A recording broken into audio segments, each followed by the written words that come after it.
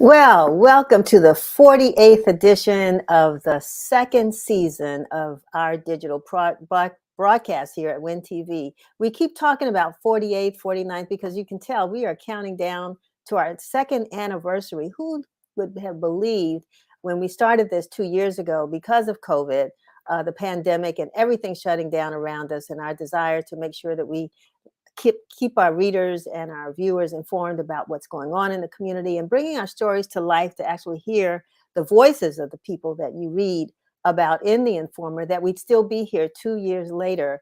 And we're almost at that point, 48 episodes. So we have, in a couple of weeks, we'll be celebrating, 4 weeks actually, we'll be celebrating that second anniversary.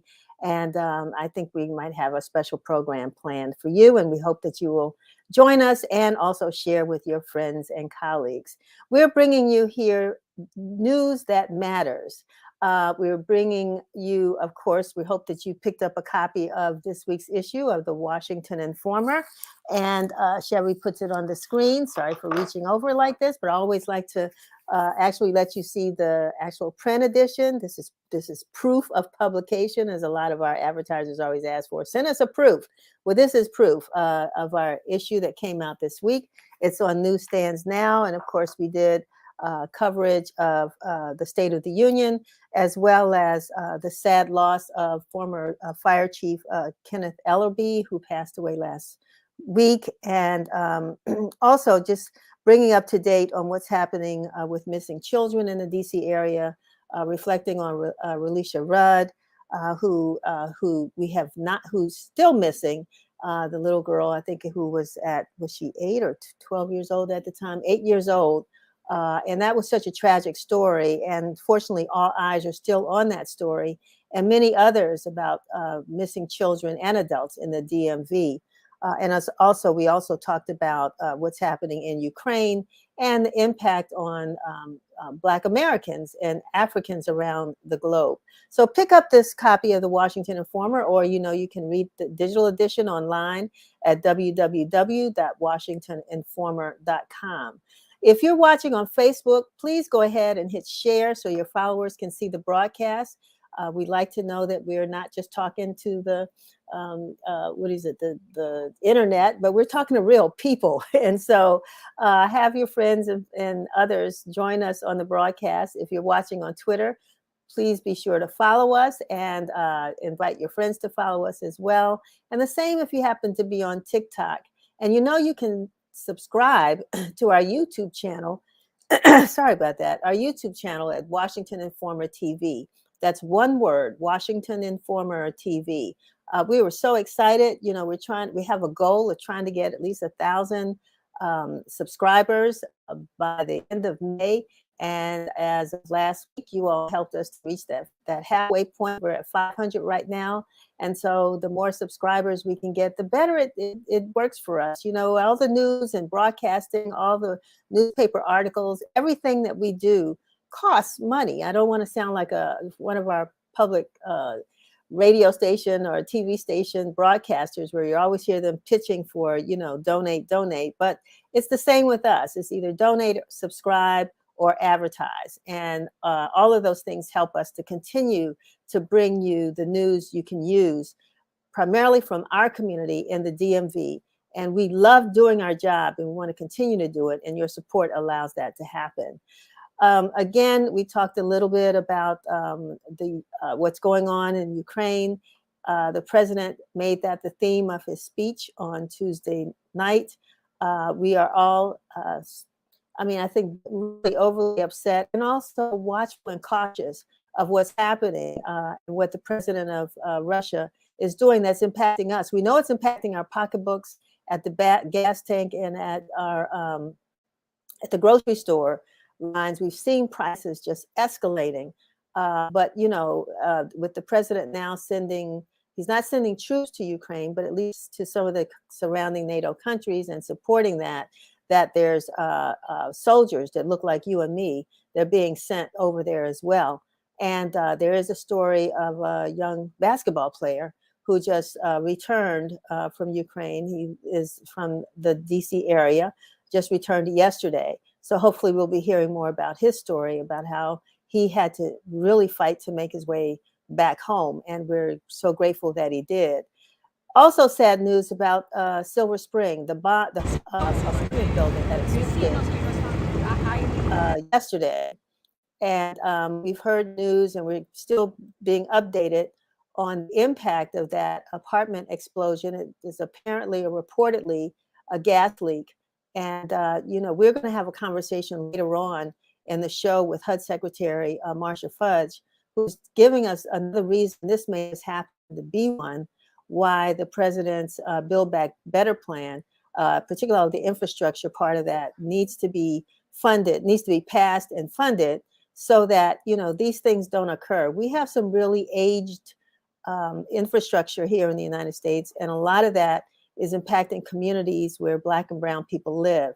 So we'll talk to Marcia Fudge about that, and there may be some connection between that and what the residents of that apartment building in Silver Spring experienced on yesterday. And we keep them all in our prayers and are looking for opportunities to support them as they make it through this crisis. March is Women's History Month, and we celebrate it as Black Women's History Month. And someone reflected on this painting. You all may remember this from last year. And I just found the video, which I want we're going to share with you all next week, because this will be part of my backdrop for the month, of the two young students. They were actually middle school students who painted this, who did this painting. And this was in 2016. So you think, that's 6 years ago. They're probably in their early 20s now. I don't know them. I haven't seen them since. I don't know what they're doing now. And if we can find them and maybe bring them on board to find out, did they actually go into art? What are they doing with their lives? And what impact did, putting this painting together have on their career choices? I bought it. It was for sale, and I said, I want to buy that from you. So it was really, really a nice experience. And I want to thank you all for noticing, if you do, as we go through this broadcast. But over the next few weeks, we will be talking to women who are making a difference in our community.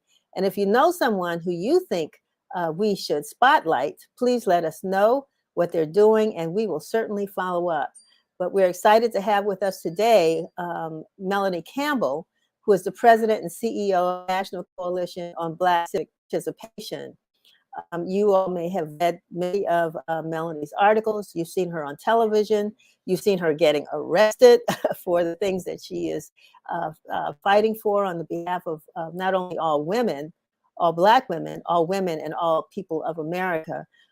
And she wrote a wonderful article last week that was published on the Word in Black site, wordinblack.com. So hopefully you'll take a look at that as well. But she is planning the 11th annual Black Women's Roundtable, Women of Power National Summit.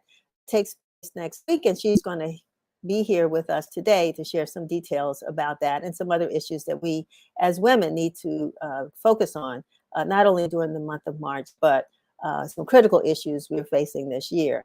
The Washington Informer's Our House DC newsletter is partnering with the DC Office of Tax and Revenue to bring a webinar to help property owners understand real property assessments and maybe even ways to reduce your property taxes in DC.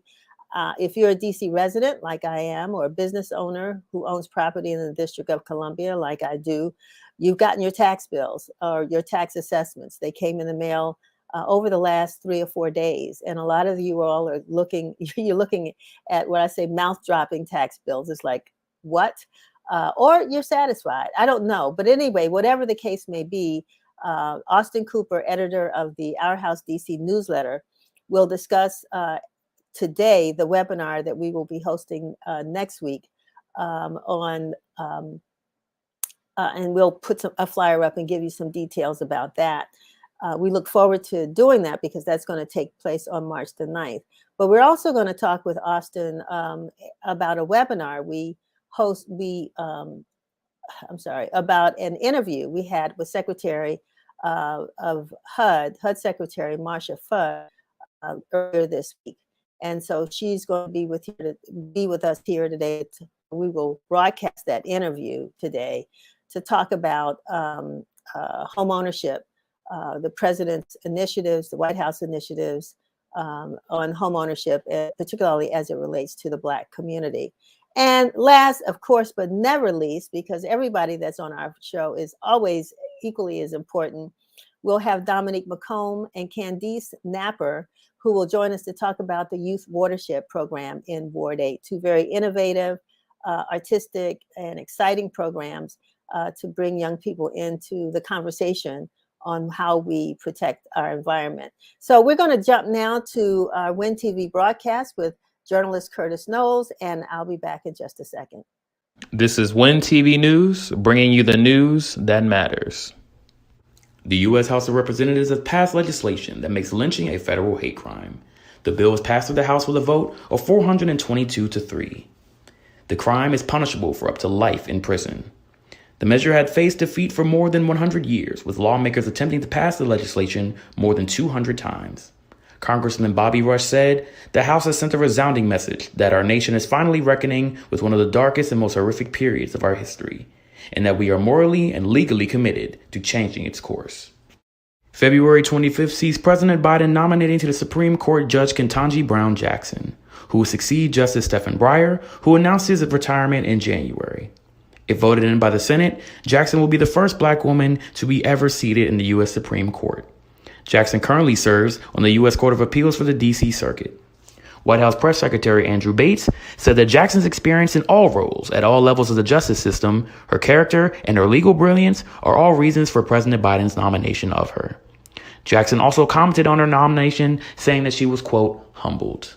The D.C. Council approved on Tuesday legislation that ensures permanent due process protection for district renters. The bill is called the Eviction Record Sealing Authority and Fair Tenant Screening Amendment Act of 2021. The bill contains provisions such as requiring housing providers to give written notice of legal proceedings to tenants in all non-payment of rent cases and mandate court eviction records of all cases that are resolved in favor of the housing provider and must be sealed after 3 years. Councilmember Anita Bonds, who chairs the Committee on Housing and Executive Administration, commented saying that housing in the district is fundamental, and an individual in poverty should not be denied a second or third chance to receive housing due to their previous financial hardship. On February 24th, Russia has launched its official invasion of the Ukraine. In response to the invasion, many countries, including the United States, have publicly condemned Russia and placed great economic sanctions on them. Missile fire has rained down on the capital city of Kiev, and Kremlin military presence is active in other cities, including Kharkiv and Mariupol. Over 800,000 Ukrainian refugees have fled the country. Ukrainian President Volodymyr Zelensky has refused the U.S. offer to evacuate, saying the powerful words, "I need ammunition and not a ride." This is Curtis Knowles with WIN TV News. All right, thank you so very much, Curtis. And now it's my pleasure to bring to the show Melanie Campbell, President and CEO of the National Coalition for Black Civic Participation and National Convener of the Black Women's Roundtable. Welcome to WIN TV, Melanie. Hi, sister. How you doing? Hey, I'm doing fine. I see we got the memo. Yeah, we do. You know, when I think about you, I think about a phrase that my dad used to say all the time when people say, "Calvin, how are you doing?" He said, "Well, my head is bloodied, but I'm bowed." And, you know, Melanie, I'm sure yours is too, because you've been fighting so much and it seems like the battle never ends. It never ends.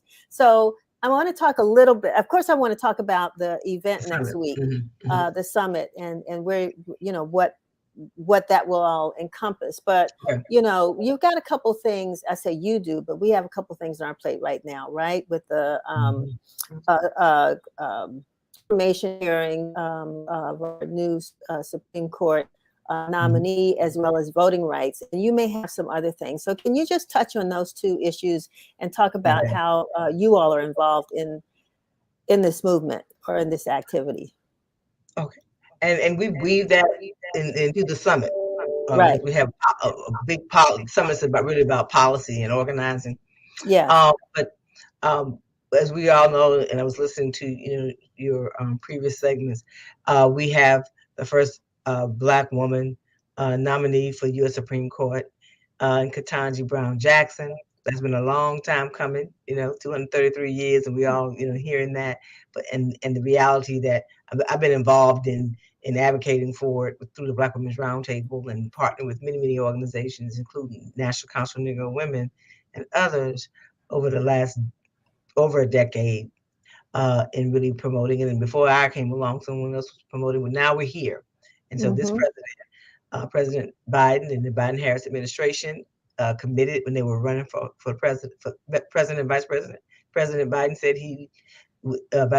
President Biden, then candidate, said he would nominate a Black woman to the U.S. Supreme Court. And when it came up, he did it. And so now Judge Jackson, Ketanji Brown Jackson, I love saying her name. Yes. You know, she's a native Washingtonian, and she grew up in Florida, so she's our homegirl, right? Yeah, I definitely claim her. Being from Florida, Miami. So with such an impeccable background, and there were so many Black women who were names who were bandied about in the media.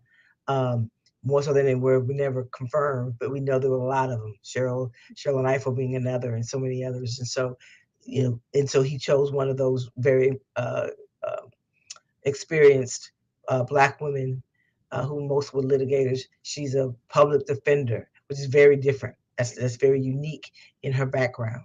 And also I think it was vice chair or the chair of the sentencing commission, right? And she clerked for Justice Breyer, who she, once she's confirmed, because we're claiming it, she would be taking his seat. And so it's this historic moment, not just for history's sake or her story, I like to say, sake, but really having someone with that kind of lived experience as a woman, as a Black woman in this nation, to be able to be there and be a part of the deliberations, whether it's a winning case for Black issues or down the road a winning case for Black America. I think the idea I've learned over the decades and the understanding that the judicial system is important to have those who dissent, right, and then be able to be in those rooms and be at that table and be at the bench is a very, very exciting moment for not just Black America, but the nation. And there's still, and I know you all are very much involved in this. I mean, these Senate hearings now, the confirmation hearings are not going to be right, and they're not going to be easy. I mean, they're sounding like they understand her credentials and the fact that she definitely Republicans, I should say, respect who she is, but they're making it very clear in the form of being politically responsible that they're going to give her a tough time. They are. And we always have a tough time, Denise. Every time when we ascend to positions of power, unfortunately, we have a harder time. When you have Black women, other women of color, have a harder time getting confirmed from the U.S. Senate. In this case, she has to be confirmed by the U.S. Senate. And so, as you stated, that the hearings start March 21st. So we, my organization and NCW, we create something called Black Women and Allies to focus on key issues, which we started the summer with voting rights, and we pushed economic justice policies, reproductive justice policies, and we're organizing with that coalition that we built over since last summer to focus on supporting Judge Jackson's nomination. So part of what we're doing as a part of the Black Women's Roundtable Summit, we have a Hill Day. So we're going to be on Capitol Hill on Thursday, March the 10th. In the morning, we're starting off with a speak out right in front of the Supreme Court to have a show of coalition strength in supporting her nomination. But then our delegations from across the country, from the Black Women's Roundtable leaders, have delegations that are coming to the summit who are going to do Hill visits. It's limited because of COVID, but we're going to go to as many Senate offices as possible to push that for her to have a fair hearing that'll be coming up the following week, right? And that she has fairness in that process. And ultimately be confirmed, along with providing them with our broader policy agenda, honing in on voting rights and other economic justice policies. Well, it's a good time to really segue to the conference, because one of the things I was going to ask too, you addressed it when you said limited participation going into the Capitol, but the outdoor event, whether you're a member of one of the coalition or ally organizations or not, if you're someone that supports this nomination, can you just show up, You out can for the show up. outdoor Yes. event? Yes. It's 10 to 11:30. We'll be in front of there having a speak out and really pushing about the support for her, but also lifting up a couple of the issues, voting rights being really, really critical, that we need to keep pushing for that as a part of that. So people can show up between 10 and 11:30, right? Say free speech space. We won't be on the steps, but we'll be on the sidewalk. Really from 10 to 11, people can show up for that. Definitely. And that's in front of the Supreme Court. Register for the summit. And that's in front of the Supreme Court. Exactly. Okay. All right. So yeah, let's talk about the summit, because it's always a dynamic event with dynamic speakers. And so I know you probably are just anxious to get there, to get going, because women are really ready to move forward. So talk about the summit this year. And this is the 11th annual summit. So what folks can expect? And it's a hybrid event, right? So people can register still up through Monday, I believe, is when we're cutting it off, to show up in person. And we're going to be at the National Harbor at the Gaylord, is where the physical venue is. And we also have the opportunity for people to register, and they can register virtually and participate that way because of COVID. So we had a limited amount of people who could come. I want to lift up our honorary chair, because we're in Prince George's County. Prince George's exec, Angela also Brooks, is our honorary chair. We really focus in on really making sure that we can not just show up in community, but be open to having the community that we're in be involved. So we're really excited, and thank her and her team for all their help and support. But it's going to be a packed 4.5 days. We start off, we actually will be starting off Wednesday with a evening plenary, which is a town hall that's really about power of the sister vote, power of Black women, from the ballot box to the U.S. Supreme Court, and everything in between, which it includes being VP now, right? And lifting up Black women who are coming from across the country, as well as other national leaders, to really have, it's almost like a town hall rally on Wednesday evening, March the 9th. And then we spend the day on Capitol Hill. We also, let me back up, Denise, we're going to release our Black Women's Roundtable Essence poll that we normally release in the fall. We held off, and we're releasing that virtually on Wednesday, earlier in the day. But then Thursday is our Hill Day. As you mentioned, we'll be at the Supreme Court and also doing Hill visits. Thursday night, Mark Moriel from the National Urban League is coming, and we're going to be doing a fireside chat with him, because we're about coalition, and he has this book out about the Gumbo Coalition, and he's really good. He's on my board, and we work a lot together. And so we have a few brothers on the program this year. And then Friday, we call it All About Community Day, where we're focusing on policy. And so we're delighted that we'll be having some folks from the Biden-Harris administration and who will be participating. Secretary of Housing and Urban Development, Marsha Fudge, will be there, as well as Cedric Richmond from the White House, a special assistant to the president and heads up Office of Public Engagement, and many other members of the Biden-Harris administration will be a part of the summit on Friday. And then on Saturday, it's all about You Day. It's about health and wellness. It's about really pouring into sisters. Everybody's stressed out. Yes. We're really building into the summit some wellness, and to be able to deal with that and support entrepreneur sisters, support folks having stuff. We call it healthy, wealthy, and wise sessions, enrichment sessions. We will have a Sistars Award that evening. And then on Saturday night, we have a comedy hour with Michelle, Indie Mom of Comedy out of Baltimore and Brooklyn, right? And a bunch and several of her colleagues in the entertainment space, because laughing is healing. Yes, it is. Yes, it is. Laugh Saturday night. And then Sunday, we close out with our Faith and Global Empowerment Day. We will have UN ambassador, Linda Thomas Greenfield will I be was just going to ask you there. about her. Yeah, Yes, because she's people need coming. to know who she Um, is. Yeah, yes, and she's the UN ambassador. Hopefully, they're seeing her on TV. She's been the one talking when it comes to what's going on in Ukraine and the UN, and so she exactly. will be present in person to be our closing speaker. Our uh, one and only Reverend Zena Pierre will give the our faith hour of power that morning. And Denise, we need you there. So I'm gonna call you after this.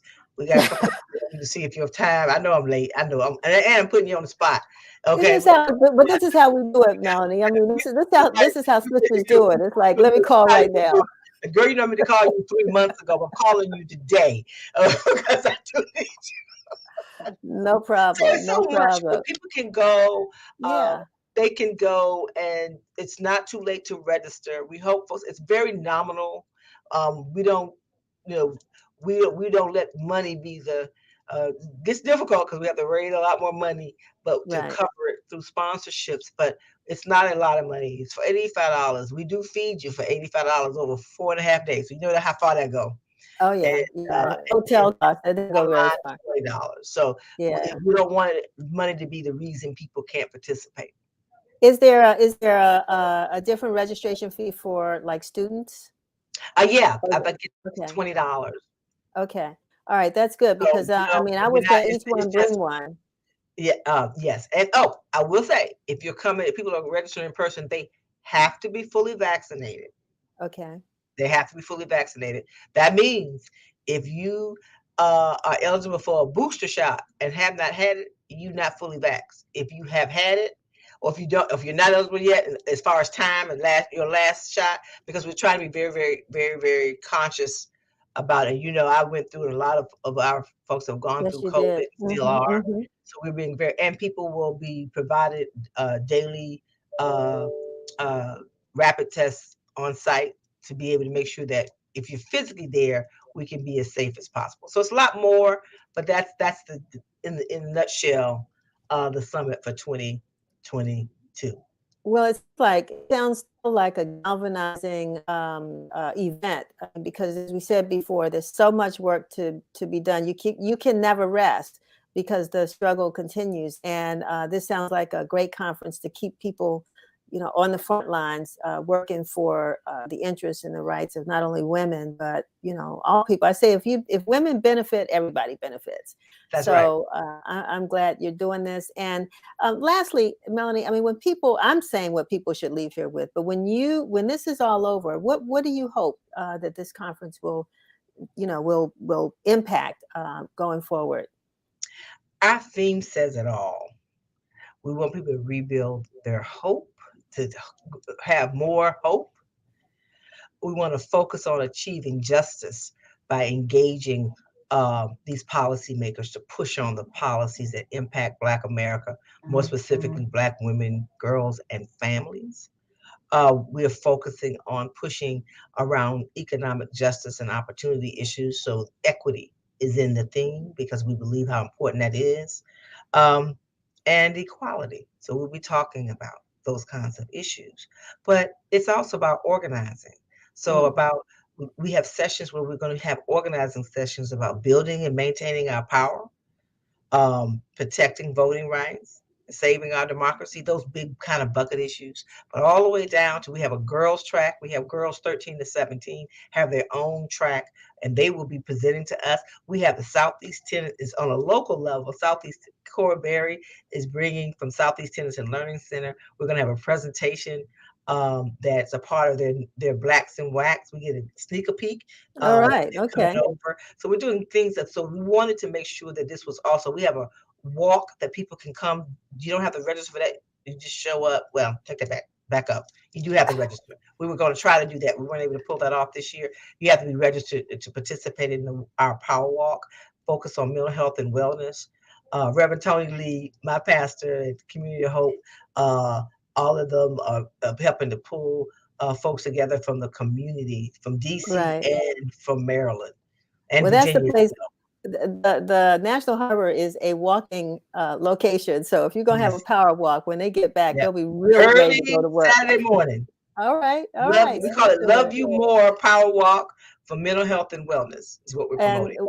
wonderful. Okay. Melanie, thank you. Thank you so much for being with us today. And I'll look out for that phone call. Let me know what you need. And if you And don't mind, if people are interested, go to our website, ncbcp.org, okay. ncbcp.org, and they can click on and register. Great. Okay. I'll see my And name. I think we have something in the Informer. We're also promoting it on our website. So yeah, we will make sure that we can make sure that people get there. So Thank you. appreciate Thank it. you. And I will All call righty. you. Okay. I'm looking forward to it. All right. You, Alon. Wonderful. That's great. You know, we can say Black women, thanks to Melanie Campbell and so many others, but particularly that organization, you know, got the message out. One, to make sure that we had a Black woman in the White House. Now to make sure we have a Black woman in the Supreme Court. I'm glad she's going to have the Black woman leadership from the United Nations. And so, you know, and there's no stopping us now. So used to be my dad's theme song. No stopping us now. So thank you, Melanie, for being with us. I also wanted to turn now to a conversation we had earlier this week. Austin Cooper and myself with HUD Secretary Marcia Fudge. We want to see what she had to say to us about the Biden administration's policies and progress, specifically related to Black homeownership. So we're pleased to have Secretary Marcia Fudge, Secretary of the Department of Housing and Urban Development, with us today to talk about the State of the Union, as well as Black homeownership in the United States. Secretary Fudge, thank you for joining us. Thank you for having me. It's a pleasure. If you would share with us what some of the specific steps the Biden administration is taking to increase Black homeownership in the United States. You know, I'm really glad you asked, because we have been busy at work trying to be sure that communities of color have a fair shot at the American dream, at the ability to purchase a home. When we came into office, we realized that the gap between Black and white home ownership was larger today than it was in 1968. We also realized that because of the basically systemic racism built into the system, we were making it more and more difficult for people of color to buy homes.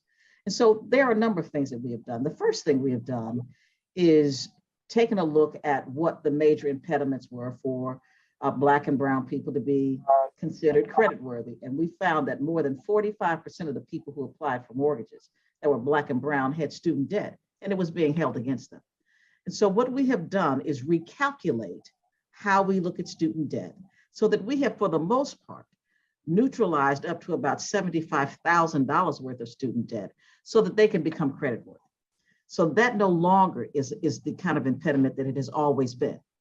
Secondly, we've looked at how we can deal with down payment assistance. We know that most people can pay the mortgage. It's the down payment that creates the problem. So we are putting ourselves in a place where we can give, we believe, as much as 10% to borrowers, so that they will have a 10% equity position in their homes when they do it. And what we're doing is, instead of making their mortgage a 30-year mortgage, we're making it a 40-year mortgage, so that the interest rate is lower and the monthly payments are lower, so that they pay it on the back end and have an additional 10 years to do it. We've as well looked at how we determine appraisal values. We know that there is bias in the appraisal process. And what they have done is undervalue homes in communities of color. So we have a report coming out in about 2.5 weeks or 3 to talk about what we found through how much valuation we have lost as communities of color. And then the last thing that we are doing is we are looking at how we give small dollar loans. We know that maybe not Washington, D.C., because it's a very, very high price market, but in most communities across the country, especially in places like where I come from in the Midwest and in the South and others, we have a huge number of homes that may be structurally sound, but have been vacant and abandoned for some time, that you can get really for less than $100,000. But up until this point, FHA would not insure them, and banks would not loan for them because they didn't make money doing it. So we've reversed that. So we're talking now about how we empower and rebuild communities through low dollar loans. So we've done a lot. And if the president can get the Build Back Better plan passed, then we're talking about as much as $150 billion for housing alone, which would not only deal with resiliency, because we know climate change is a major issue in our neighborhoods. We're going to clean up Superfund sites and brownfields, because we also know that about 1 in 4 Black or brown people live within a very short distance of these sites, and it is making us sick. So the president is looking at it as a whole. We have a lot of work to do, because there is a lot of discrimination that we found in the system. And so as we look at housing through an equity lens, we know we have a lot of work to do, but the president is making sure that we get it done. What are some of the things that you think African Americans should really have focused on as it relates to the president's State of the Union and home ownership? Are there some highlights that you could possibly point to that folks should have focused on?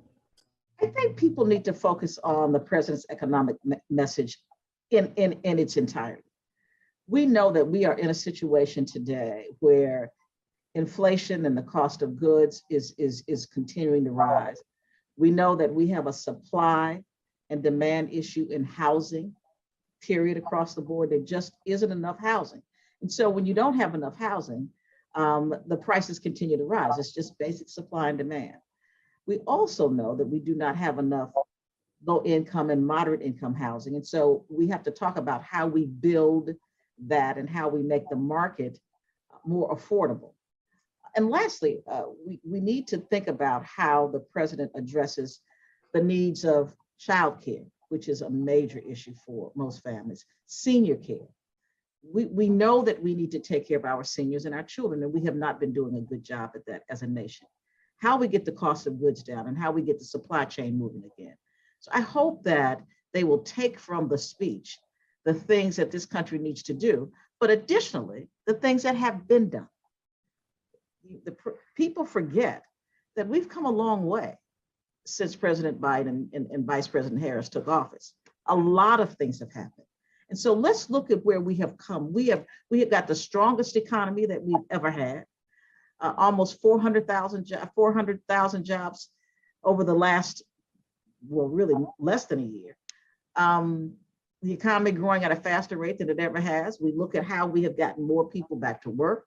We're looking at how we educate our young people. There are a lot of good things that have been done.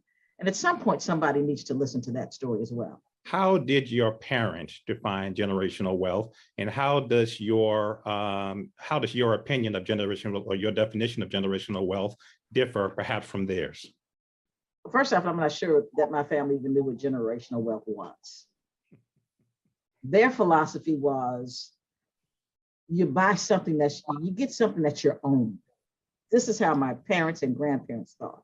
And so they came together, literally, to buy a home. I lived in a house growing up with my grandparents, my mother, my great-grandparents, and aunt and uncle and their kids in a duplex. But that's how we could afford to get our own little piece of the pie. But as, of course, we understood more about finances, we understood that that's how you begin to build wealth, is through owning a home or owning property. And that is the way most people, Black or white, start to build wealth, is through home ownership. And I would say that probably I differ only because I know more, because I've been exposed to more, because I understand more. I mean, obviously, I make more money than my parents or grandparents. I have a better education. I'm the first college graduate in my family.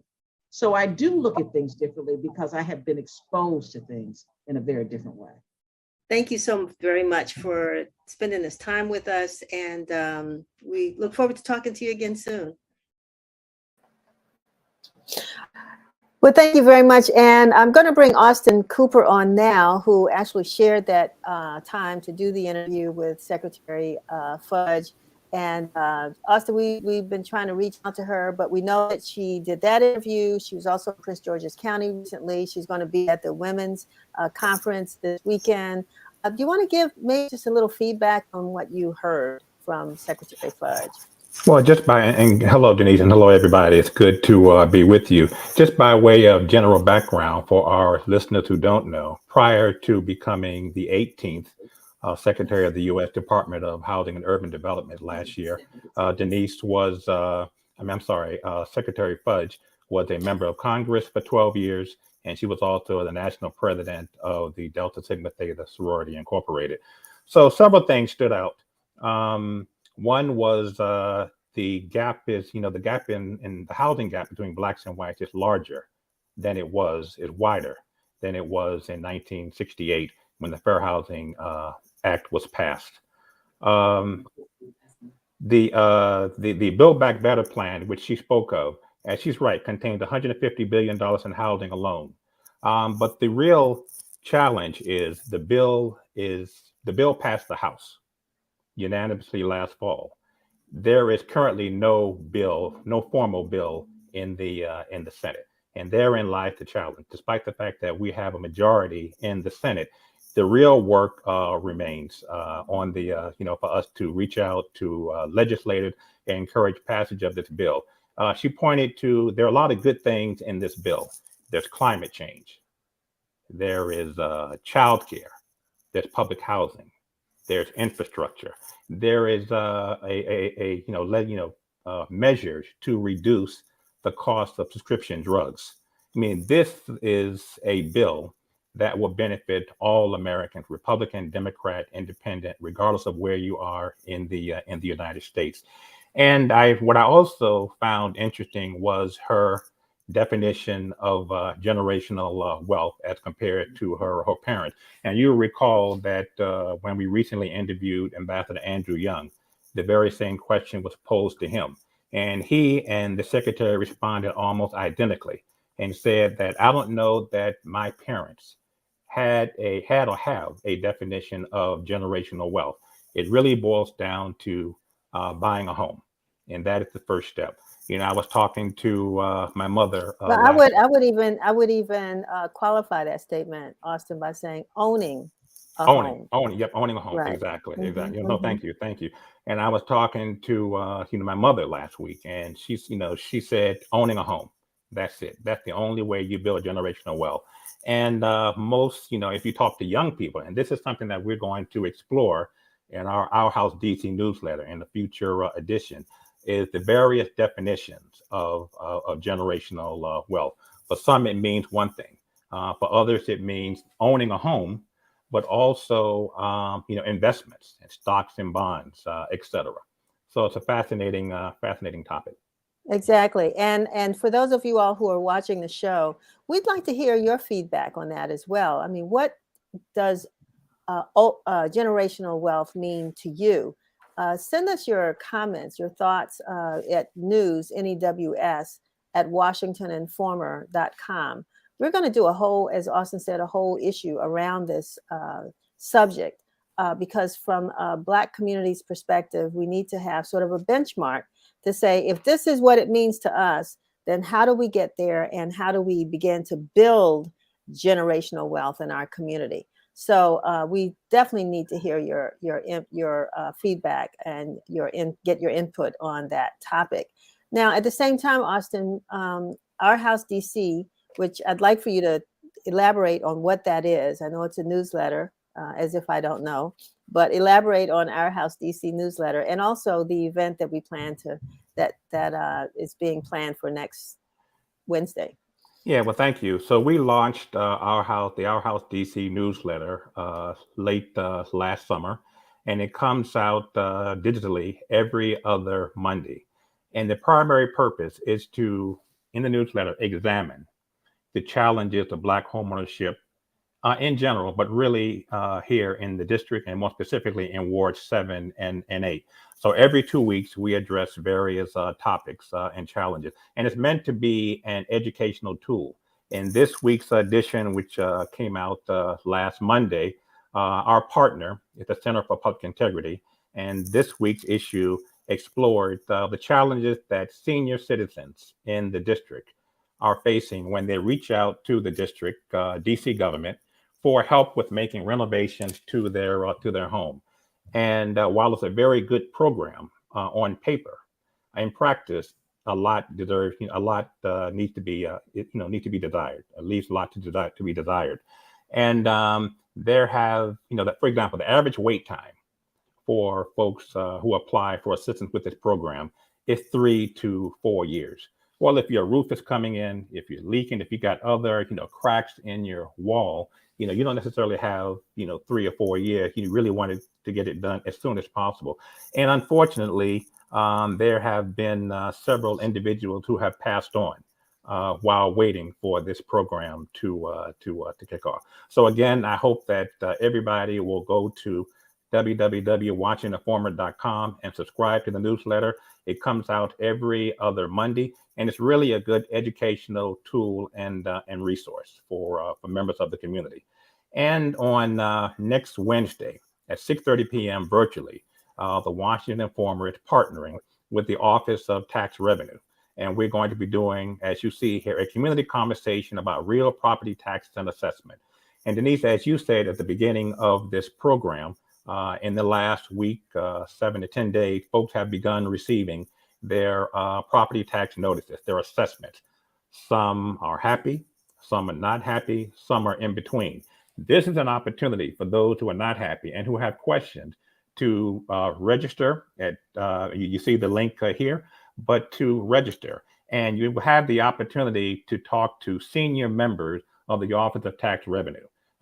Those members are Yomi Matoso, who's the chief appraiser in the DC Office of Tax and Revenue, and Steven Scorone, who's the manager for Homestead Unit. And we will also have hear remarks from Ward 8's council member Treyon White. But again, everybody by now, most people have received their property tax notices and their assessments. This is an opportunity for you to talk directly to senior officials at the Office of Tax Revenue and answer your questions, ask for clarity. How, what is the appeals process? How are property taxes calculated? Why is my, neighbor, next door neighbor's property taxes lower than mine? Are there, what happens if I don't pay my property taxes on time? Are there installment agreements? So it's really a really good community event, and I hope that everybody will go to the Washington Informer's website and register. I'm so glad that you mentioned that, because some of the questions that you just ran down right before this are questions that we've gotten from folks who have registered or folks who have responded to our Harkin questionnaire on the newsletter and on the website. And so, yeah, we want to make sure that we get those questions answered. We know everything won't be able to be answered on the call. It's a very short program, but we will make sure as folks send us questions that we send those to the Office of Tax and Revenue and get responses for you. This is really important because when we started the Our House DC newsletters, Austin, we were thinking that property was being lost in the DC area because of property taxes. But we realized that this administration and others have put in a lot of safe gaps for people to manage their assessments so that property will not be lost. But not everybody knows about those programs. And of course, they don't know if they're eligible. So part of what we do with Our House is to communicate that, because we want to make sure we can help to build Black generational wealth in the District of Columbia, or that we don't lose anymore.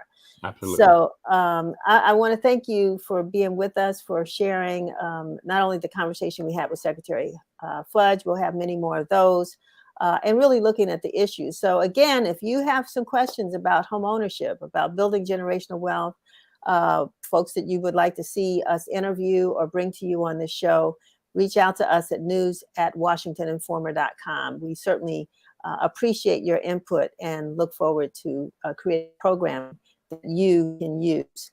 So, Austin, thank you so much for being with us. Thanks, Denise. Appreciate you. All right. Okie doke. See you soon. So we're getting ready to wrap up this edition of WIN TV, but we're not going to do it until we talk to Candice Napper and Dominique McComb, two inspiring young women in the Ward 8 community who are doing some great things in the area of I call it sustainability and saving our environment. So Candice, I'm going to start with you, and Okay. so we can find out about the YL 365 project. Tell us Sure. what you've been up to. Of course. So my name is Candice Knapp. I'm a DC native, and I'm a founder and the ED of EYL 365 Project. And EYL stands for Enjoy Your Life. We provide after-school programming at schools, specifically in Ward 7, 8, and community centers as well, too. I'm here with my amazing partner, After-School All-Stars as well, too, with Dominique McComb. And we're doing a project specifically at Lucky Middle School and Johnson Middle School, focusing on sustaining their local watershed. Because as you know, that affects our whole ecosystem. So when you say when you say watershed, Yes. Dominique, what are we talking about? Explain what that means to particularly folks in this community.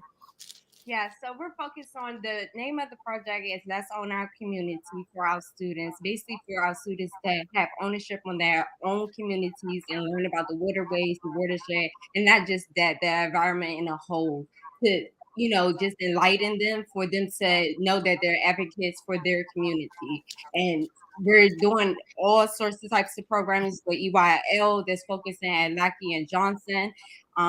Candice, can you share a little bit about what your teaching artist is doing with Lackey and Johnson? Sure, no worries. So at Johnson Middle School, we have an amazing team, Carol Lundeen, Renee Reagan, and they're focusing on performing arts. So they're implementing theater, and they're creating PSA, which is super amazing. And then at Lucky Middle School, we have an amazing teaching artist called, her name is Darylyn Strother, and they're creating this 3-dimensional art installation. And throughout that time, they're learning about the economics, the education standpoint, the ecological balance of a water cycle, because it affects, once again, our whole ecosystem. Mm-hmm. Well, how did you all get into this area of even being concerned about, the eco water system, or working with young people and teaching that? Where did this come from in your personal lives? Okay. Well, I'm a huge outdoor advocate. I love the outdoors, as everyone knows. I love the outdoors. And it has unlimited benefits of the outdoors. And I think it's quite important, specifically in these areas, under-resourced areas, that we share the community about the benefits of it. We have a lot of green space in Ward 7, 8, and why not enjoy it? Why not embrace it? And so I took it upon myself to share that information to the students of the Ward 7, 8 community as a whole in general through this program. Mm-hmm. Yes, and the project supported through the Community Stormwater Solutions Program, with the funding provided by the District of Columbia Department of Energy and Environment, and also the Chesapeake Bay Trust. So when we first came across this project, I knew that I really wanted to be involved in it, because I grew up in the Ward 8 community, and I knew that I didn't have that many opportunities where I learned about the water cycle of my community, how, when I was younger, I would litter, and how that affects the pollution, and how it gets to our water system, and how it affects our daily lives. So this is something really big and important to After School All-Stars and partnering with EYL. And we're just trying to share light for our students to understand that they are advocates of their communities. They are advocates of themselves. And because we work with predominantly almost all Black students in at-risk communities and at-risk schools, we tend to see that, now after the pandemic, we tend to see that our students, they don't enjoy outside anymore. Like when I was growing up, I was double dutch. I was having a good time out with my friends on the playground, in the parks. And I think that we're just trying to really, our biggest focus is to get them back out there so they could see what's in their community and know what's their surroundings, and know that I'm not just my community and I could make a difference anywhere. One of the things you mentioned about kids not really getting out anymore. One, they couldn't do it because of the pandemic, right? Mm-hmm. Two, there's always the safety issue. We're always concerned about the safety of our children because of the violence that pervades in some of our communities. And not trying to create a really wide, broad brush, but also, kids are walking through neighborhoods that have a lot of trash. And so, how do you, is that something that you all talk about or instill in them? Like you said, Dominique, when you were younger, you used to litter, but you've learned, what that does to the environment, and shame on you. At any rate, you've grown out of it now. So, grown out of it. So we great for you. The way that we try to do it is we have after school all-stars core values: accountability, proactive, entrepreneur, collaborative, being transparent, and things like that. So working through our core values of our company and instilling these, core values for our students to embody, then eventually they'll start saying, okay, look, I'm an entrepreneur. I could take ownership for something. I could be accountable for my actions. I could be proactive in my community. I could be transparent to tell people to meet me where I'm at. So I think that's something that I really want to focus on moving on in this project, is that our students are also getting some values and some things that they could take throughout their life, not just in their communities, but when they go off to college and then when they come back and give back to their communities, they have some type of knowledge to go off. Well, this is really, it's exciting to know that you all are here. I have to say, when it comes to environmental issues, a lot of times either we're in the space and nobody pays attention to what we're doing in that space, or we're not in the space, and so you all are not only in it, but you're making folks know, what you're doing. You're creating a next generation of hopefully, environmental conscious community. How can other young people get involved in the project? Is there a way to do that? Sure. Well, right now we already have our set schools, Lucky Middle School and Johnson Middle School, but they can still get involved with after school all-stars programs by going to their site. If you have one of the 6 sites of ASAS, and for us, EYL, you can go to our website, which is below, www.eyl365project.com, to learn further about our programs as well too. But I believe that's the only way, correct, Dominique, to sign up for the programs? Yeah, so for after school all-stars, we are free comprehensive. We offer free comprehensive programs to help our children stay safe and, off the streets from those hours at 3 to 6 p.m. So if you are at one of our 6 schools, we are currently at Lackey Education Campus, Kelly Miller Middle School, Kramer Middle School, Johnson Middle School, Hart Middle School, and Stewart Hobson. So if your children are at one of these schools, you could just connect with one of the community outreach people at that school, and then they'll direct you to the site coordinators that we have on site for after school all-stars to get them enrolled today and get them started so they could be, advocates of their communities and just overall great students, and having the mentorship that helps them, get further in life and have the right, steps and things like that for them to take. We do a lot after school all-stars. Well, it's really good to see. So many folks that are giving you all great shout outs and hands up and all that, commending you for your program. So you haven't been quiet about it, and that's a good thing. People know what you're doing and making it happen. What you mentioned middle schools, but is there an age range for participants, and do they need parental permission to get involved, or how does that, or they do it through the school? Yes, they do it through the school. It's an enrollment form. The program is completely free for any student that wants to join. Most of our middle schools start at 6th grade to 8th grade, so that's the gap that we have for that. But at Lackey Education Campus, they actually start at 5th grade. So young as 9 years old, we get started. We have a lot of students from Lackey, that alumni students that come back and get community service with us. And it's just a beautiful thing because I've been with the company for almost 7 years now. So I didn't grown with the company and grown into this position. So I'm just thankful that we get to connect and, just give back. Wonderful. One of the things before we close, I just want to remind people that April 22nd is Earth Day.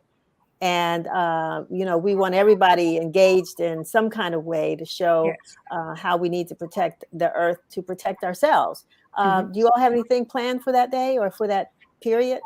Well, we do. We have some exciting projects at each one of our schools. So with EYL, we also have like music production, photography, once again, mixed media, visual art, complemented with STEM and mindfulness programs as well too. So each one of those programs will have an Earth Day theme activity. Because as you know, I'm a huge outdoor advocate. So of course, we're going to have some Earth Day activities as well too. Well, please go ahead, Dominique. Go ahead. I was just going to add that for after school all-stars on April 21st, we are going to be doing cleanups around the school community. So they are going to be out there cleaning up their school community, getting that trash off the grounds and, putting it in the right place and not and just helping the school, keep it up and keep their community clean. So we're definitely going to be out at Johnson and Lockheed on April 21st to clean up the school community. Well, this is exciting. I love, the names of your program, After School All Stars, and EYL. Again, tell me, Candice, Candice, I'm sorry, that stands for? Enjoy your life. Enjoy your life. Yes. Yeah, well, how could I forget that? Exactly. Because it's Friday, but anyway. Yes. Happy Friday.